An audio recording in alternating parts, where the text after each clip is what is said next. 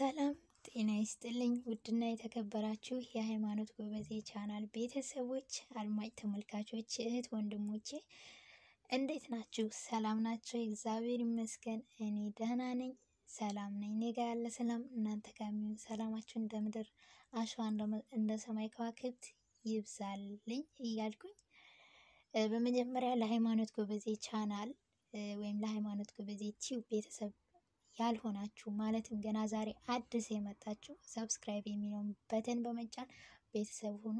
ነባሮች ደግሞ ላይክ፣ ሼር፣ ኮሜንት እያደረጋችሁ አበረታቱኝ። ለሁላችሁም ከልብ አመሰግናለሁ። እንግዲህ በባለፈው እንደምታስታውሱት ገኒ ወሎ በቤቴ እንግዳ ነበረችና በጣም አስተማሪ ረጋ ያለ አስተማሪ ቆይታ ነበረን። ደስ የሚል ቆይታ ነበረ። ገኒ በዚህ አጋጣሚ ከልብ አመሰግናለሁ የኔ ቆንጆ። አሁን ደግሞ ቀጣይ ደግሞ ማንን ይዤላችሁ በመጣ ጥሩ ነው? ለውጥማ አለ። ቀጣይ ደግሞ ነፃነት ሚዲያ ነጽዬ ሁላችን የምናውቃት አብዛኞቻችን የምንወዳት የምናከብራት ጸባየ ሰናይ እህታችንን ይዤላችሁ መጥቻለሁኝ። አሁን እናንተ የምታደርጉት ከእናንተ የሚጠበቀው ኮሜንት ላይ ከነፂ ማወቅ የምትፈልጉትን ጥያቄ ስርዓቱን በጠበቀ መልኩ ታስቀምጣላችሁ። ነፂ ደግሞ ትመልሳለች ጥያቄያችሁን። ያው እንግዳ ሁና ስለምትቀርብ ጥሩ ቆይታ እናሳልፋለን። አዝናኝም አስተማሪም ጥያቄ መጠየቅ ትችላላችሁ።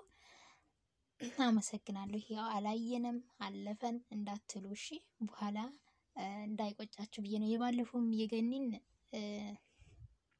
እናንተ የምትፈልጉት እንድጠይቁ ፈልጌ ነበር፣ ግን በፎቶ መልክ ስለነበር አውርጄው የነበረው ቶሎ እንትን አለ ወደ ውስጥ ገባብኝና ያያችሁት አይመስለኝም።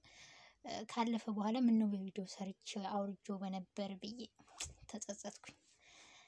እናንተ ቤተሰቦቼ የምፈልጉትን ጥያቄ መጠየቅ ስላልቻላችሁ ማለት ነው። እና አሁን ግን ይሄ እድሉ ተገኝቷል፣ ተጠቀሙበትኝ። አመሰግናለሁ። በጣም ነው የምወዳችሁ፣ በጣም ነው የማከብራችሁ። እግዚአብሔር አምላክ በያላችሁበት ይጠብቅልኝ።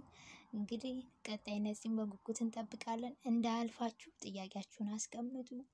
መልካም ጊዜ